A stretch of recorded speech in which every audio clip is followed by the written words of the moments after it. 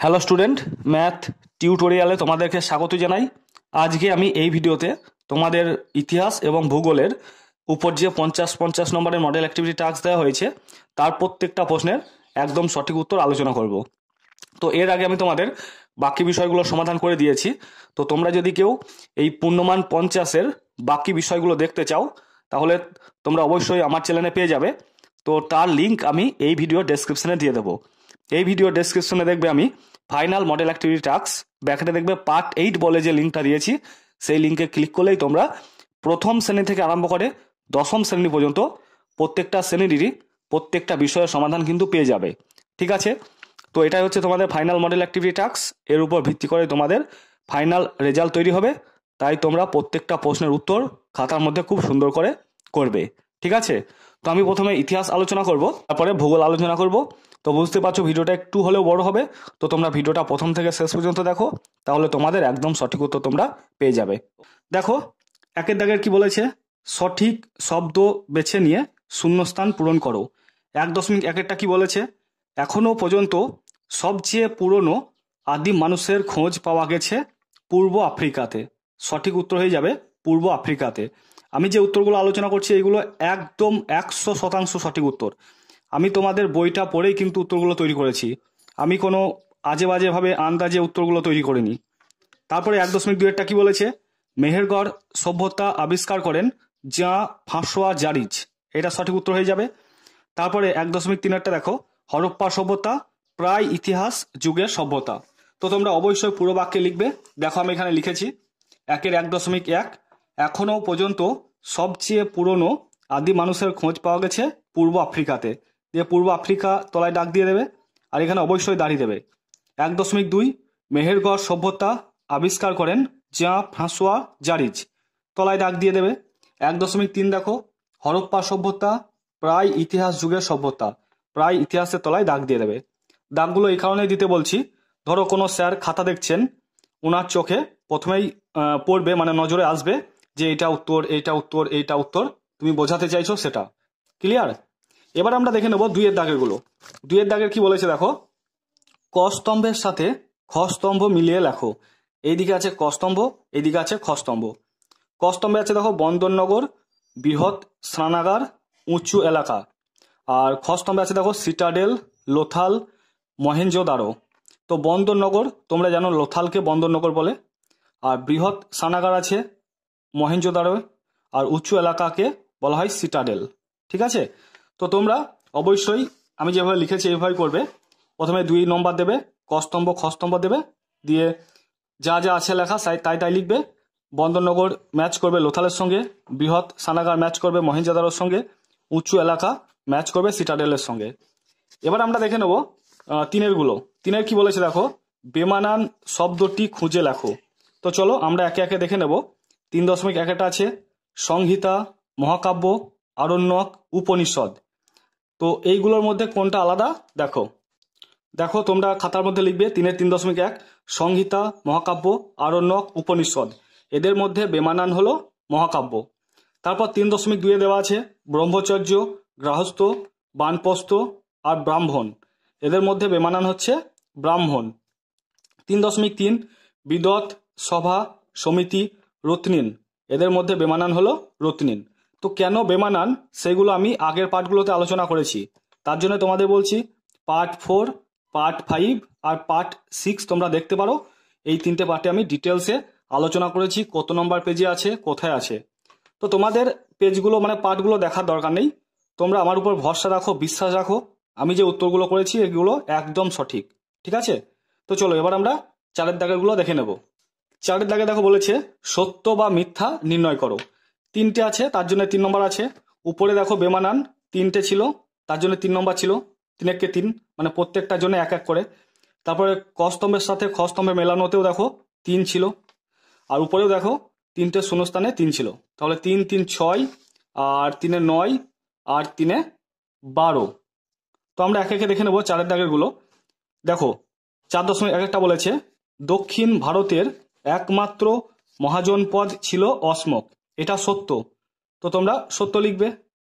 তারপরে 4.2-এরটা কি বলেছে দেখো, চন্দ্রগুপ্ত মৌর্য শেষ জীবনে বৌদ্ধ হয়ে যান, এটা মিথ্যা।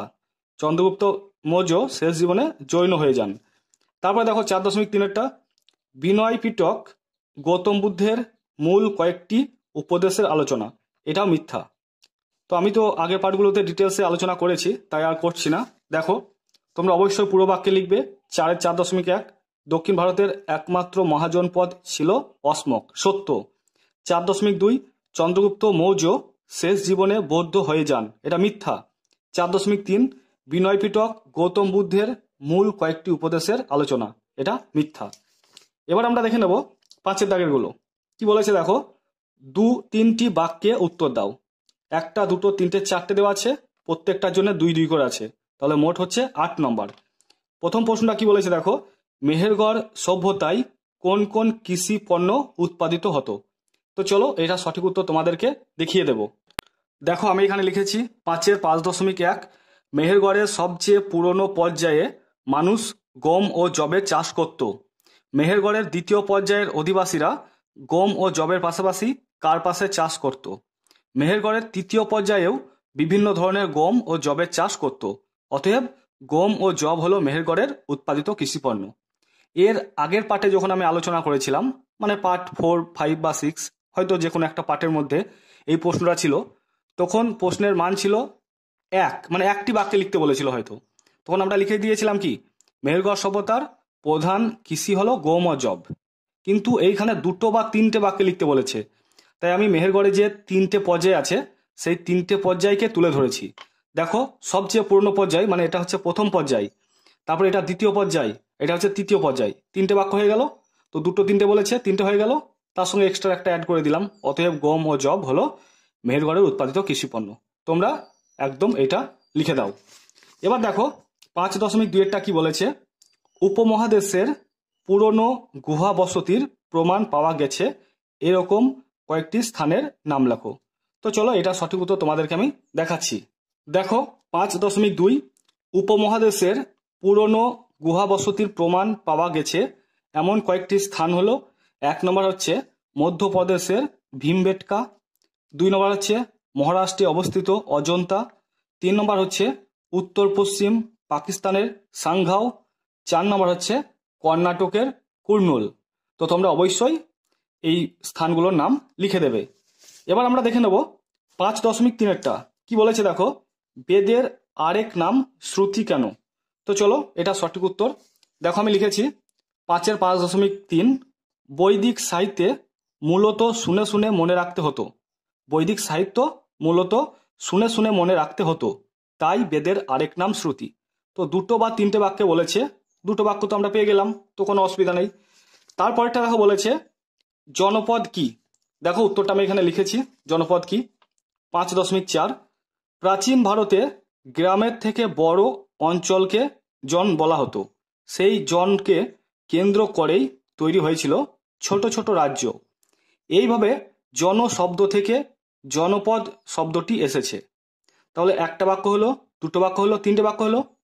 চাইলে তোমরা এই বাক্যটাও লিখে দিতে পারো, অন্যদিক থেকে সাধারণ মানুষ বা জনগণ যেখানে বাস করত তাকে বলা হতো জনপদ।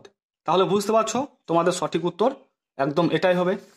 এবার আমরা দেখে নেব 6-এর দাগের কি বলেছে। দেখো 4-5টি বাক্যে উত্তর দাও। প্রথমে আছে দেখো 6.1-টা মেগালিথ কি। তো চলো এটা সঠিক উত্তর তোমাদেরকে আমি দেখাচ্ছি। দেখো আমি উত্তরটা লিখেছি 6-এর 6.1 মেগালিথ হলো বড় পাথরের সমাধি। বিভিন্ন অঞ্চলের জনগোষ্ঠী বড় বড় পাথর দিয়ে পরিবারের মৃত ব্যক্তিদের সমাধি চিহ্নিত করত। এই সমাধিগুলোর নানা রকম ফের দেখতে পাওয়া যায় কাশ্মীরের বুরজাহোম, রাজস্থানের ভরতপুর, ইনামগাঁও বিখ্যাত মেগালিথ কেন্দ্র। তো আমাদের 4টি বাক্য হয়ে গেল। এবার আমরা দেখে নেব 6.2-এরটা কি বলেছে। দেখো জাতকের গল্পের মূল বিষয়বস্তু কি। দেখো উত্তরটা আমি এখানে লিখেছি 6.2 ত্রিপিটকের মধ্যে জাতক নামে কিছু গল্প আছে। মনে করা হয় গৌতম বুদ্ধ আগেও নানা সময়ে জন্মেছিলেন। সেই আগের এক একটি জন্মের কথা জাতকের এক একটি গল্পে রয়েছে। সাধারণ মানুষের মধ্যে ধর্ম প্রচারের জন্যই জাতকের গল্পগুলি ব্যবহার করা হতো। তো তোমাদেরকে আমি তোমাদের টেক্সট বই থেকে দেখাতে পাচ্ছি না, তার জন্য সরি। তোমরা অবশ্যই টেক্সট বই থেকে দেখে নিও। আমি আগের পার্টগুলোতে কিন্তু এই প্রশ্নগুলোর উত্তর টেক্সট বই থেকে দেখিয়ে দিয়েছি।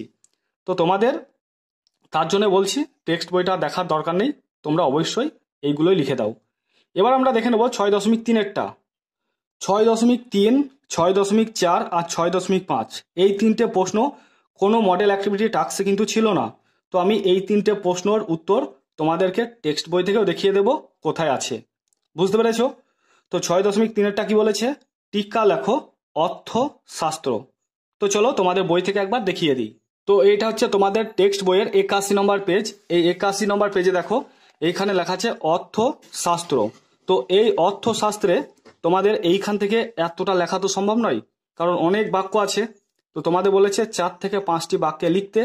তো আমি এইখান থেকে যে বাক্যগুলো খুবই গুরুত্বপূর্ণ বা যে বাক্যগুলো দরকার, যে বাক্যগুলো দিলে তোমাদের প্রশ্নের উত্তরটা সাজিয়ে গুছিয়ে লেখা হবে, সেই সব বাক্যগুলো আমি নিয়েছি। দেখো তোমাদেরকে দেখাচ্ছি। দেখো আমি লিখেছি অর্থশাস্ত্র। প্রাচীন ভারতের শাসন পরিচালনার বিষয়ে বেশ কিছু বই লেখা হয়। রাজ্য শাসন কেমন হওয়া উচিত তা নিয়ে আলোচনা থাকতো ওই বইগুলিতে। তেমনি একটি বই অর্থশাস্ত্র, এর লেখক কৌটিল্য। অর্থশাস্ত্রের মতে রাষ্ট্রীয় শাসন কাজে প্রধান হলেন রাজা। তার কথাই শেষ কথা। রাজকাজের সমস্ত বিষয়ে খুঁটিনাটি আলোচনা রয়েছে অর্থশাস্ত্রে। মৌর্য আমলে ইতিহাস জানার জরুরি উপাদান অর্থশাস্ত্র। তাহলে বুঝতে পারছো অর্থশাস্ত্রটা কি? অর্থশাস্ত্র নাম শুনে মনে হচ্ছে যে এটা টাকা পয়সার ব্যাপারে আছে, কিন্তু টাকা পয়সার ব্যাপারে একদম নয়। শাসন ব্যবস্থা কেমনভাবে চলতো তারই কিন্তু ঘটনা এই বইয়ের মধ্যে দেওয়া আছে। তো সেইগুলোই আমরা লিখলাম। এবার আমরা দেখে নেব 6.4-টা কি বলেছে। দেখো, মৌর্য সম্রাটরা গুপ্তচর কেন নিয়োগ করতেন। তো চলো তোমাদের টেক্সট বই থেকে একবার দেখিয়ে দিই। তো এইটা হচ্ছে তোমাদের টেক্সট বইয়ের 97 নম্বর পেজ। এই 97 নম্বর পেজে 3.2 প্রশ্নটা দেখো, মৌর্য সম্রাটরা গুপ্তচর কেন নিয়োগ করতেন। তো এইটার উত্তর তোমাদের বইয়ে ঠিকঠাকভাবে খুঁজে পাওয়া যায়নি। মানে কোনো একটা জায়গায় এক লাইন লেখা আছে, তারপরে কোনো একটা জায়গায় এক লাইন লেখা আছে, মানে পরপর লেখা নেই। তো চলো এইটার উত্তর আমি তোমাদের জন্য বানিয়েছি, তোমাদেরকে দেখাচ্ছি। দেখো 6.4, মৌর্য সম্রাটরাই প্রথম গুপ্তচর নিয়োগ করেছিলেন। গুপ্তচরেরা সন্ন্যাসী, ছাত্র, ব্যবসায়ী, ভিখারিনী প্রভৃতি অনেক ছদ্মবেশ ধরে কাজ করত। গুপ্তচরদের মাধ্যমে সাম্রাজ্যের সব খবর সম্রাটের কাছে চলে আসতো। তো তোমরা অবশ্যই এইটুকু লিখে দেবে। 1, 2, 3টে বাক্য হচ্ছে, তোমাদের 4 থেকে 5টি বাক্যে বলেছে। সব প্রশ্নের উত্তর তো আর সেই সমানভাবে দেওয়া যায় না, 2-1টা কম বেশি হতেই পারে। তো চলো এবার আমরা 6.5-এরটা দেখে নেব। 6.5-এরটা কি বলেছে, টিকা লেখো হর্ষচরিত। তো এটা তোমাদের বইয়ে দেখো 95 নম্বর পেজে দেওয়া আছে বাণভট্টের হর্ষচরিত। তো এইখান থেকে এতটা লেখাও তোমাদের সম্ভব নয়। তো যেগুলো গুরুত্বপূর্ণ ইম্পর্টেন্ট লাইন সেগুলো আমি লিখেছি, তোমাদেরকে দেখাচ্ছি। দেখো দেখো হর্ষচরিত তোমরা এইভাবে পয়েন্ট করবে। বাণভট্ট ছিলেন হর্ষবর্ধনের সভাকবি। তিনি হর্ষবর্ধনকে নিয়ে একটি প্রশস্তি কাব্য রচনা করেন, এর নাম হর্ষচরিত। এই কাব্যে হর্ষবর্ধনের গুণগানের পাশাপাশি পুষ্যভূতিদের রাজত্ব ও তার ইতিহাস আলোচনা করা হয়েছে। হর্ষচরিতের শেষ অংশে বাণভট্ট হর্ষের বোন রাজশ্রীকে বন্দি অবস্থা থেকে উদ্ধারের ঘটনা বর্ণনা করেছেন। তাহলে কতগুলো বাক্য হলো দেখো, 1, 2, 3, 4টে বাক্য কিন্তু হলো। কোনো অসুবিধা নেই, ঠিকঠাকই উত্তরটা আমরা তৈরি করলাম। এবার আমরা দেখে নেব 7 দাগের কি বলেছে। দেখো 8-10টি বাক্যে উত্তর দাও। তো আগের যে 3টে আলোচনা করলাম সেই 3টে অন্য কোনো মডেল অ্যাক্টিভিটি টাস্কে দেওয়া হয়নি, এই মডেল অ্যাক্টিভিটি টাস্কে নতুন অ্যাড করা হয়েছে। বাকি যতগুলো প্রশ্ন আছে আগের কোনো না কোনো মডেল অ্যাক্টিভিটি টাস্কে ছিলই। পার্ট 4, পার্ট 5 আর পার্ট 6 এই 3টে পার্ট দেখলেই তোমরা বুঝতে পারবে এই 3টে পার্টের মধ্যেই সব প্রশ্নগুলোই আছে, এই 3টে বাদ দিয়ে। দেখো 7.1 বলেছে, তুমি কি মনে করো আগুনের ব্যবহার মানুষের ইতিহাসে জরুরি একটি পরিবর্তন। তো দেখো এর উত্তরটা আমি তোমাদের জন্য বানিয়েছি তোমাদের বই থেকেই। দেখো 7.1, আগুনের ব্যবহারের ফলে মানুষের জীবনে অনেক পরিবর্তন এসেছিল বলে আমি মনে করি। যেমন 1 নম্বর হচ্ছে খাওয়ার অভ্যাস পরিবর্তন। মানুষ কাঁচা খাবার খাওয়ার বদলে আগুনে ঝলসে খাবার খাওয়ার অভ্যাস শুরু করে। 2 নম্বর, জন্তুর আক্রমণ মোকাবিলায় পরিবর্তন। জন্তুরা আগুনকে ভয় পায়। আগুনের ব্যবহার জানার ফলে মানুষ বিভিন্ন জন্তুর আক্রমণের মোকাবিলা করার জন্য আগুনের ব্যবহার করে। 3 নম্বর, শীতের মোকাবিলায় পরিবর্তন। আগুনের ব্যবহার জানার ফলে আদিম মানুষ প্রচণ্ড শীতের হাত থেকে রক্ষা পাওয়ার জন্য আগুন জ্বেলে রাখত। তো এইরকম পরিবর্তন আগুনের জানার ফলেই মানুষের হয়েছিল। আগে কাঁচা খাবার খেত, তারপরে আগুনের ব্যবহার জানার ফলে কাঁচা খাবার খাওয়ার পরিবর্তে ঝলসে খেলো খাবার। তারপরে কোনো জন্তুরা আগে মানুষকে তাড়িয়ে আসতো, তারপর আগুন ব্যবহার করলো, দিয়ে মানুষ দেখলো যে জন্তুরা আগুনকে ভয় পাচ্ছে আর তাদের কাছে আসছে না, তখন তারা সবসময় জন্তুদের মোকাবিলার জন্য আগুন ব্যবহার করতো। তারপরে শীতের মোকাবিলায় পরিবর্তন। আগুন ব্যবহার জানার ফলে আদিম মানুষ প্রচণ্ড শীতের হাত থেকে রক্ষা পাওয়ার জন্য আগুন জ্বেলে রাখতো। আগে প্রচণ্ড ঠান্ডা লাগতো, তারপর আগুনের ব্যবহার হলো, তারপরে আগুন জ্বালিয়ে রাখছে, দিয়ে দেখছে যে গাগুলো গরম ধরছে, তো আগুন জ্বালিয়ে রাখতো। তো চলো এবার আমরা দেখে নেব 7.2 কি বলেছে দেখো, বৈদিক যুগের ব্যবসা বাণিজ্য কেমন ছিল। তো চলো এটার উত্তর তোমাদেরকে আমি দেখাচ্ছি। দেখো উত্তরটা আমি লিখেছি, বৈদিক যুগের ব্যবসা বাণিজ্য। বৈদিক যুগের মধ্যে আদি বৈদিক যুগে ব্যবসা বাণিজ্য এর বিশেষ চল ছিল না, তবে পরবর্তী বৈদিক যুগে বাণিজ্যের প্রসার ঘটেছিল। ঋগ্বেদে সরাসরি সমুদ্র বাণিজ্যের উল্লেখ নেই।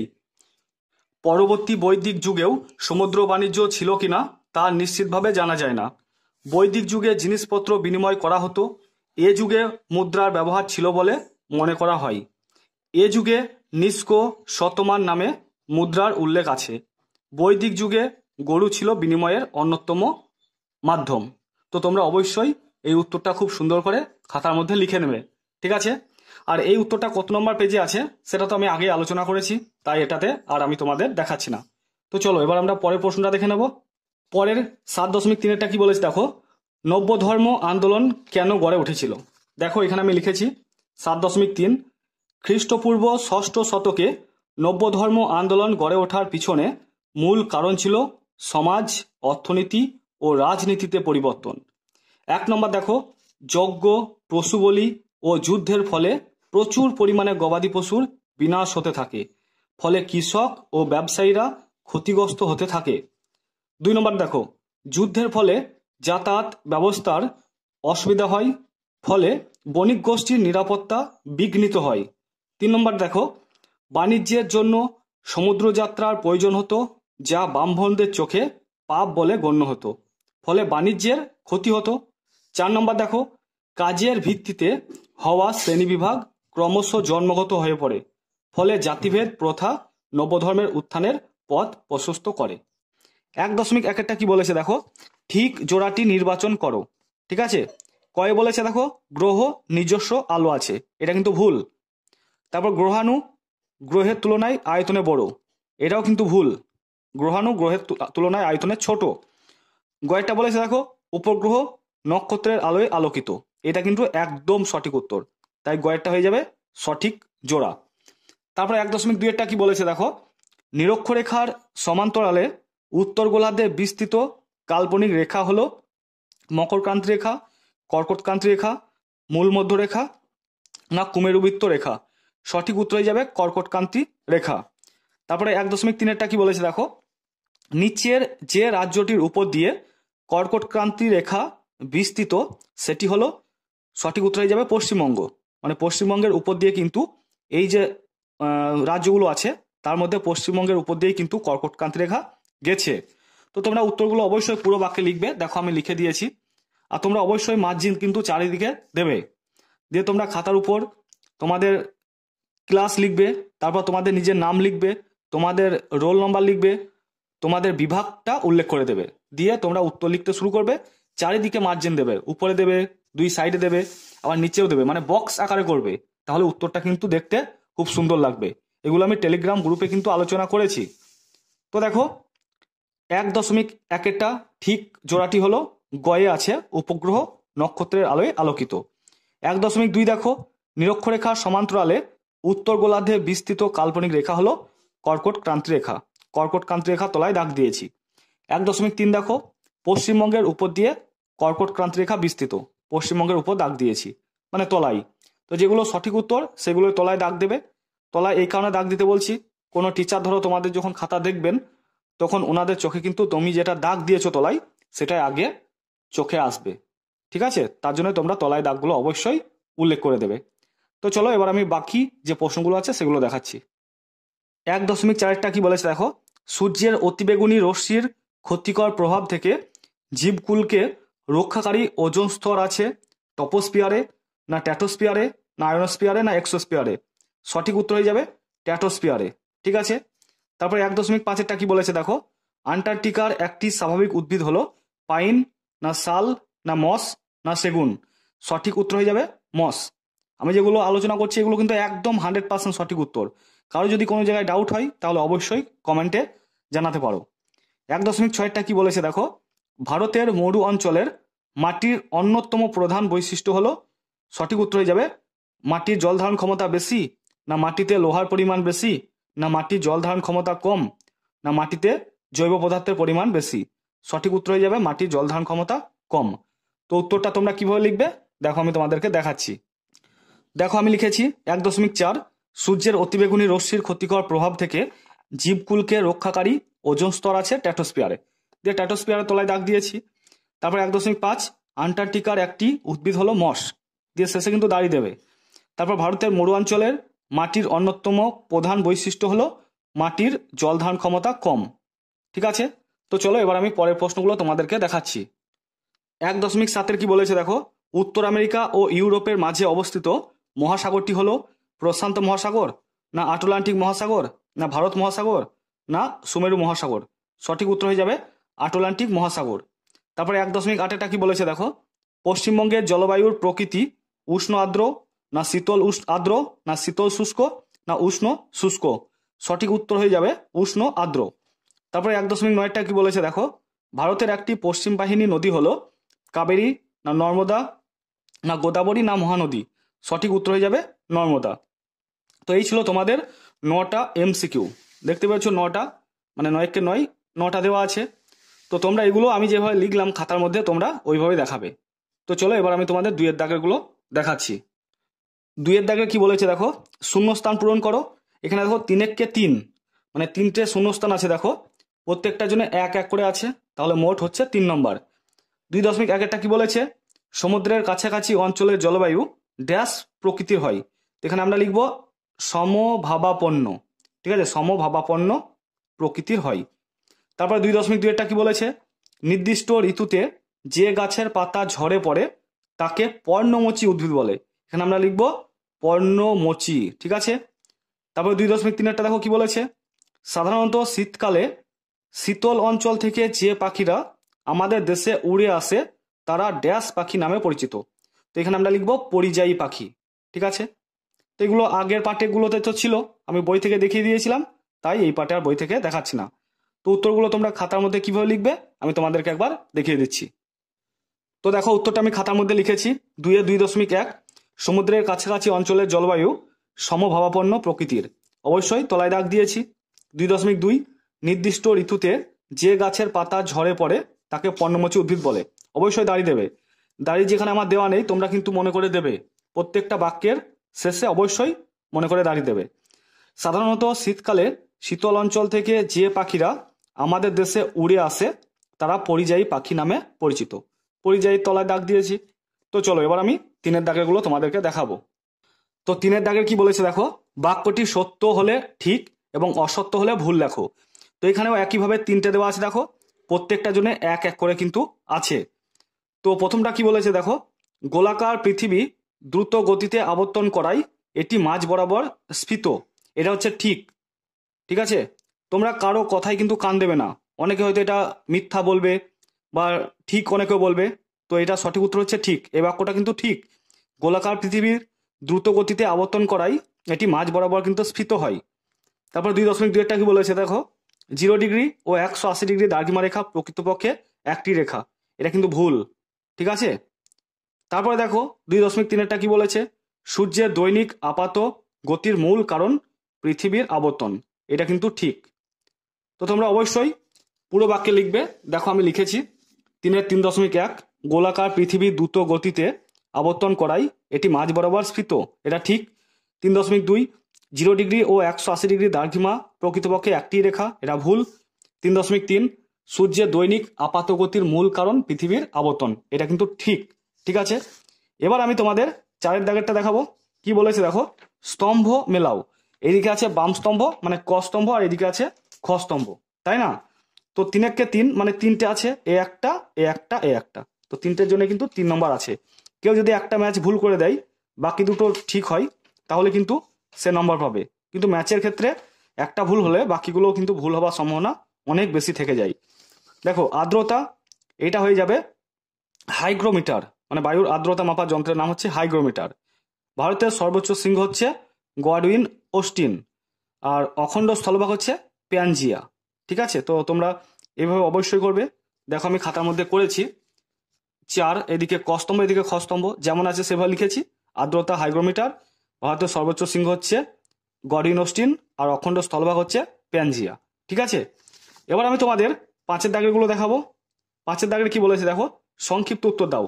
1 2 3 4টে আছে, তো 4 2 × 4 এর অর্থ হচ্ছে 4টে প্রশ্ন আছে, প্রত্যেকটার জন্য কিন্তু 2 2 করে আছে, তাহলে মোট হচ্ছে 8 নম্বর।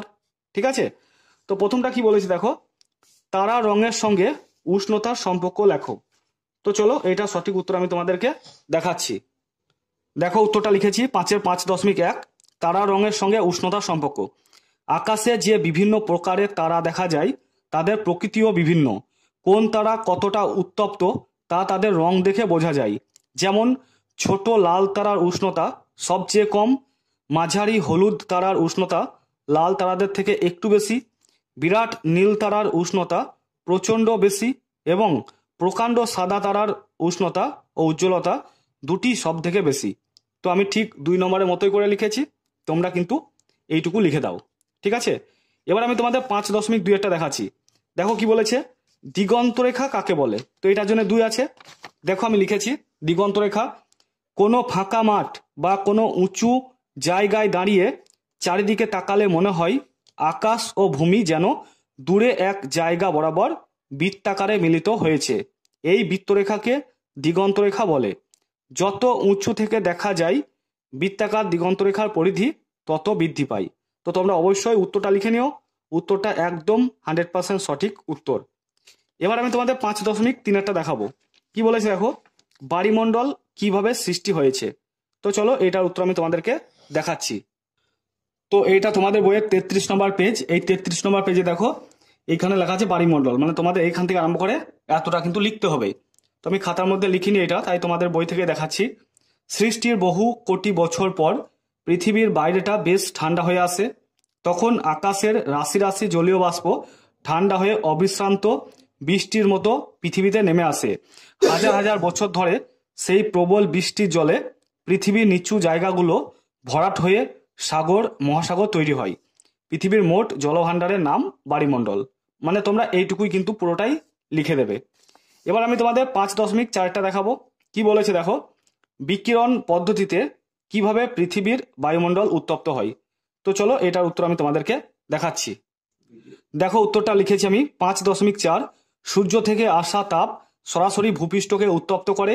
এই তাপ ভূপৃষ্ঠ থেকে বায়ুমণ্ডলে বিকিরিত হয় এবং তখন বায়ুমণ্ডলকে উত্তপ্ত করে। তো তোমরা অবশ্যই উত্তরটা লিখে নিও, আমি তোমাদের বই থেকে লিখেছি। আর কত নম্বর পেজে আছে তোমরা দেখতে চাইলে অবশ্যই পার্ট 5 আর পার্ট 6টা দেখে নিতে পারো, আমি তোমাদের বই থেকে দেখিয়ে দিয়েছিলাম। এবার আমি তোমাদের 6 দাগেরগুলো দেখাবো। কি বলেছে দেখো, নিচের প্রশ্নগুলির উত্তর দাও। তো 1 2 3টে প্রশ্ন আছে, প্রত্যেকটার জন্য কিন্তু 3 3 করে আছে। এটার জন্য 3 আছে, এটার জন্য 3 আছে, আবার এটার জন্য 3 আছে। তাহলে মোট কত হবে, 3 × 3 = 9 নম্বর। প্রথমটা কি বলেছে দেখো, পৃথিবীর কাল্পনিক অক্ষ কক্ষতলের সঙ্গে কত ডিগ্রি কোণে হেলে অবস্থান করছে তার একটি চিহ্নিত চিত্র আঁকো। দেখো আমি চিত্রটা এখানে এঁকেছি। প্রথমে তোমরা কি করবে, কাঁটা কম্পাস দিয়ে বৃত্তটা এঁকে নেবে, তারপরে মিডল বরাবর একটা দাগ দেবে, আর এইদিকে সোজা একটা দাগ দেবে, একদম যেখানে মিড বিন্দু তোমরা পাবে, মানে বৃত্তের কেন্দ্রটা সেইখানে। উপরে নাম দেবে উত্তর, নিচেটা দক্ষিণ, এদিকে পূর্ব, এদিকটি হচ্ছে পশ্চিম। তারপরে একটু হেলে একটা দাগ টেনে দেবে স্কেলের সাহায্যে। দিয়ে নাম দেবে। এটা হচ্ছে নিরক্ষরেখা, নাম দিয়েছি। আর এটা হচ্ছে মেরুরেখা, নাম দিয়েছি। এইখান থেকে এইটা হচ্ছে 63.5 ডিগ্রি লিখলাম। আর এইখান থেকে এইটুকু হচ্ছে 23.5 ডিগ্রি। তো এটা হচ্ছে পৃথিবীর কাল্পনিক অক্ষ। ঠিক আছে, তো তোমরা কিন্তু আমি যেভাবে করেছি ছবিটা তোমরা এইভাবে করবে। আর অবশ্যই এটা তোমরা রুলের সাহায্যে কিন্তু করার চেষ্টা করবে। এবার আমি তোমাদের 6.2-টা দেখাবো। কি বলেছে দেখো, পলিমাটির 3টি বৈশিষ্ট্য উল্লেখ করো। দেখো আমি 3টি বৈশিষ্ট্য লিখেছি। 1 নম্বর হচ্ছে নদীবাহিত পলি, বালি, কাদা সঞ্চিত হয়ে পলিমাটির সৃষ্টি হয়। 2 নম্বর দিয়ে লিখেছি দেখো, পলিমাটি খুব উর্বর। 3 নম্বর দিয়ে লিখেছি, ভারতে নবীন পলিমাটি খাদার ও প্রাচীন পলিমাটি ভাঙন নামে পরিচিত। তো তোমরা অবশ্যই এই 3টে বৈশিষ্ট্য কিন্তু লিখে নেবে। এবার আমি তোমাদের 6.3-টা দেখাবো। কি বলেছে দেখো, বিশ্ব উষ্ণায়নের কারণে পৃথিবীর শীতলতম মহাদেশ কিভাবে ক্ষতিগ্রস্ত হচ্ছে। তো এটার জন্য 3 আছে, আমি তোমাদেরকে দেখাচ্ছি। দেখো উত্তরটা আমি লিখেছি 6.3। বিশ্ব উষ্ণায়নের কারণে পৃথিবীর শীতলতম মহাদেশ আন্টার্কটিকার দূষণমুক্ত বিশুদ্ধ প্রাকৃতিক পরিবেশ, মেঘ মুক্ত স্বচ্ছ আকাশ, নির্মল বাতাস সবকিছুই এখন চরম সংকটে। ক্রমাগত উষ্ণতা বাড়ার ফলে প্রতিদিন একটু একটু করে গলে যাচ্ছে আন্টার্কটিকার বরফ, কমে যাচ্ছে মহাদেশটার আয়তন। ফলে ক্রিল, সিল, পেঙ্গুইন সবারই সংখ্যা কমছে, নষ্ট হচ্ছে আন্টার্কটিকার প্রাকৃতিক ভারসাম্য। তো তোমরা অবশ্যই আমি যে উত্তরটা লিখেছি সেই উত্তরটা তোমরা লিখে নিও। এবার আমি তোমাদের 7 দাগেরগুলো দেখাবো। কি বলেছে দেখো, নিচের প্রশ্নগুলির উত্তর দাও। তো 1, 2, 3টে আছে, প্রত্যেকটার জন্য কিন্তু 5-5 করে আছে। তাহলে মোট 3×5 = 15 হচ্ছে। তো উত্তরগুলো একটু বড় হবে। প্রথমটা কি বলেছে দেখো, হিমালয়ের উত্তর থেকে দক্ষিণে বিস্তৃত 3টি সমান্তরাল পর্বতশ্রেণীর সংক্ষিপ্ত বর্ণনা দাও। তো চলো এইটার উত্তর আমি তোমাদেরকে দেখাচ্ছি। দেখো উত্তরটা আমি লিখেছি 7.1। হিমালয়ের উত্তর থেকে দক্ষিণে 3টি সমান্তরাল পর্বতশ্রেণী দেখা যায়, যথা একটা হচ্ছে হিমাদ্রি, আর একটা হচ্ছে হিমাচল, আর একটা হচ্ছে শিবালিক। তো এই প্রত্যেকটা সম্পর্কে কিন্তু একটু একটু করে লিখতে হবে। তো হিমাদ্রির সম্পর্কে লিখেছি দেখো, এই অংশের উচ্চতা সবচেয়ে বেশি। পর্বতশৃঙ্গগুলোতে সারা বছর বরফ জমে থাকে। এই অংশে মাউন্ট এভারেস্ট, যার উচ্চতা হচ্ছে 8,848 মিটার, পৃথিবীর সর্বোচ্চ শৃঙ্গ। ভারত নেপাল সীমান্তে অবস্থিত কাঞ্চনজঙ্ঘা পৃথিবীর 3য় সর্বোচ্চ শৃঙ্গ। মাকালু, ধবলগিরি, অন্নপূর্ণা হিমালয়ের এই অংশে অবস্থিত। তো আমরা হিমাদ্রি সম্পর্কে জেনে গেলাম। এবার আমরা জানবো হিমাচল। দেখো হিমাদ্রির দক্ষিণে অবস্থিত। জম্মু ও কাশ্মীর রাজ্যের পীর পাঞ্জাল আর হিমাচল প্রদেশের ধৌলাধর পর্বতশ্রেণী এই অংশে লক্ষ্য করা যায়। হিমাদ্রি ও পীর পাঞ্জালের মাঝে রয়েছে কাশ্মীর উপত্যকা। তো আমরা হিমাচল সম্পর্কে জেনে গেলাম। এবার আমরা জানবো শিবালিক। দেখো হিমাচলের দক্ষিণে অবস্থিত। শিবালিক ও হিমাচল হিমালয়ের মাঝের সংকীর্ণ উপত্যকাকে দুন বলে, যেমন দেরাদুন। শিবালিক হিমালয়ের পাদদেশের ঘন অরণ্যবৃত্ত অঞ্চল হলো তরাই। ভারতের পূর্ব সীমানা বরাবর রয়েছে পাটকয়বুম আর নাগা পর্বত। তো তোমরা অবশ্যই আমি যেটুকু লিখেছি এইটুকু লিখে দাও। এর জন্য কিন্তু 5 নম্বর আছে, তাই উত্তরটা একটু বড় হয়ে গেল। তো তোমাদের সবটুকুই কিন্তু লিখতে হবে, আমি অনেক ছোট করে লিখেছি। তো চলো এবার আমি তোমাদের 7.2-টা দেখিয়ে দেব। 7.2-টা কি বলেছে দেখো, বায়ুচাপ ও বায়ুপ্রবাহ কোনো অঞ্চলের আবহাওয়াকে কিভাবে নিয়ন্ত্রিত করে বা নিয়ন্ত্রণ করে তা ব্যাখ্যা করো। দেখো উত্তরটা আমি এখানে লিখেছি 7.2। প্রথমে আমরা বায়ুচাপ সম্পর্কে আলোচনা করব, তারপরে বায়ু প্রবাহ সম্পর্কে আলোচনা করব। বায়ুচাপ দেখো, বায়ু পৃথিবীর উপর চাপ দেয়। সমুদ্রপৃষ্ঠে বায়ুর চাপ সব থেকে বেশি। যত উপরে ওঠা যায় বায়ুর চাপ তত কমতে থাকে। বায়ুচাপ কমে গিয়ে নিম্নচাপ হলে ঝড় বৃষ্টি, অশান্ত আবহাওয়া তৈরি হয়। আবার বায়ুচাপ বেড়ে গিয়ে উচ্চচাপ হলে পরিষ্কার আকাশ, শান্ত আবহাওয়া দেখা যায়। তো এটা আমরা জানলাম বায়ুচাপ সম্পর্কে। এবার আমি বায়ু প্রবাহ সম্পর্কে আলোচনা করব। দেখো লিখেছি, বায়ু সব জায়গায় সমান চাপ রাখার জন্য উচ্চচাপ অঞ্চল থেকে নিম্নচাপ অঞ্চলের দিকে প্রবাহিত হয়। হঠাৎ কোনো জায়গায় বাতাসের চাপ খুব কমে গেলে বাতাস ভীষণ গতিতে আশেপাশের উচ্চচাপ অঞ্চল থেকে নিম্নচাপ অঞ্চলের দিকে ছুটে আসে, তখন ঝড় হয়। তো তোমরা অবশ্যই আমি যে উত্তরগুলো লিখেছি এগুলো তোমরা লিখে নাও। যদি কারো ডাউট হয় তাহলে তো বললামই, আমার এই ভিডিওর ডেসক্রিপশনে পার্ট 4, পার্ট 5 আর পার্ট 6-এর লিঙ্ক দিয়েছি, তোমরা অবশ্যই দেখে নিতে পারো। কারণ আমি ওই 3টে পার্টে তোমাদের বই থেকে দেখিয়ে দিয়েছিলাম। আর এখানে যতগুলো প্রশ্ন আছে সমস্ত প্রশ্নই কিন্তু পার্ট 4, পার্ট 5 আর পার্ট 6-এ ছিল। এবার আমি তোমাদের 7.3-এরটা দেখাবো। কি বলেছে দেখো, অরণ্য সংরক্ষণ করা কেন প্রয়োজন বলে তুমি মনে করো? দেখো উত্তরটা আমি এখানে লিখেছি। 7.3, অরণ্য আমাদের বিভিন্নভাবে সাহায্য করে, তাই অরণ্য সংরক্ষণ করা প্রয়োজন। নিম্নলিখিত কারণগুলির জন্য আমাদের অরণ্য সংরক্ষণ একান্ত প্রয়োজন, যথা 1 নম্বর হচ্ছে অরণ্য কার্বন ডাইঅক্সাইড শোষণ করে ও বাতাসে অক্সিজেনের যোগান দেয়। 2 নম্বর, অরণ্য বৃষ্টিপাত ঘটাতে সাহায্য করে। 3 নম্বর, অরণ্য বন্যা ও খরা নিয়ন্ত্রণ করে। 4 নম্বর, অরণ্য মাটি ক্ষয় কমায়। 5 নম্বর, অরণ্য থেকে আমরা মধু, মোম, গঁদ, রজন, আটা ইত্যাদি পাই। তারপর দেখো 6 নম্বর, অরণ্য বাস্তুতন্ত্রের ভারসাম্য বজায় রাখে। তো তোমরা অবশ্যই উত্তরগুলো লিখে নিও। তো বন্ধুরা, আশা করছি তোমাদের ভিডিওটা ভালো লেগেছে। আর ভিডিওটা ভালো লেগে থাকলে অবশ্যই ভিডিওটাকে লাইক করো। আর চ্যানেলটাতে নতুন এসে থাকলে অবশ্যই তোমরা চ্যানেলটাকে সাবস্ক্রাইব করে দিতে ভুলবে না। তো তোমরা সবাই ভালো থেকো, সুস্থ থেকো।